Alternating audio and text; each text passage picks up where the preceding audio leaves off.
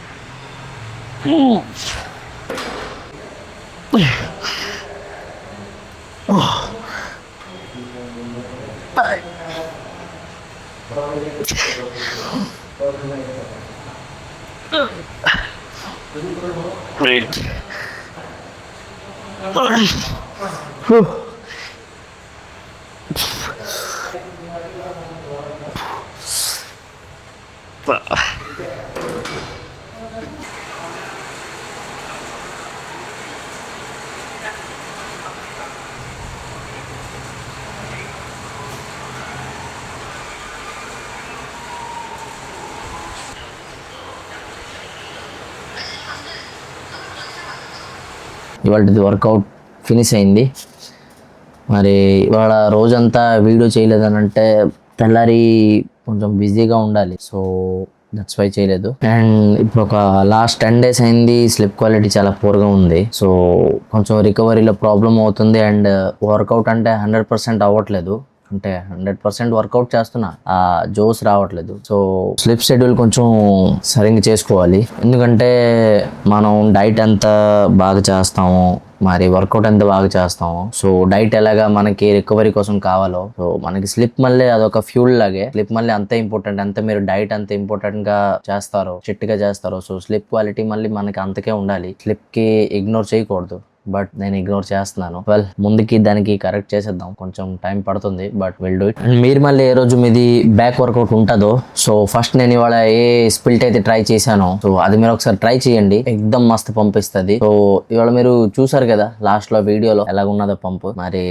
మీ back కి అంత thick మళ్ళీ చేస్తుంది. ఎందుకంటే ఇప్పుడు చూడండి, మీరు స్టార్టింగ్ లోనే ఒక సూపర్ సెట్ కొడతారు, లైక్ నేను అలాగ బెంట్ ఓవర్ రోకి మరి డంబల్ రోయింగ్ కొట్టాను. After cited rowing and cited rowing middle కొడతారు, ఎందుకంటే మీరు ఆల్రెడీ ఇప్పుడు సిటెడ్ రోయింగ్ తర్వాత మిడిల్ ఎందుకు కొడతారంటే మనది అప్పర్ బ్యాక్ లోని బాగా పంప్ వస్తుంది. అండ్ మీరు ఆఫ్టర్ దాట్ రోయింగ్ కొడతారు, రోప్ లోని కొడతారు. అంటే మీరు స్ట్రైట్ బార్ లోని కొట్టడం వేరు, రోయింగ్ లో కొట్టడం వేరు, రోప్ లో. సో రోప్ లో కొడతా ఏంటంటే మీది పోస్చర్ చాలా బాగుంటది అండ్ పోస్చర్ మళ్ళీ ఇంప్రూవ్ అవుద్ది రోయింగ్ తర్వాత lat pull down.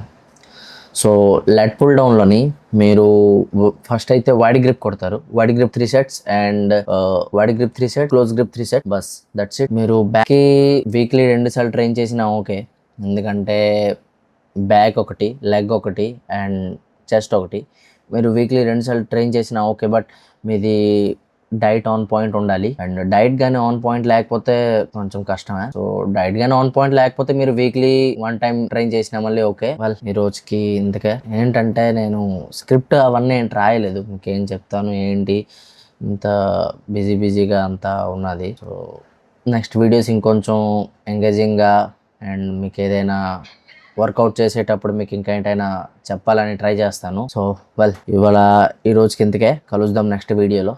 అంతకోసం good night.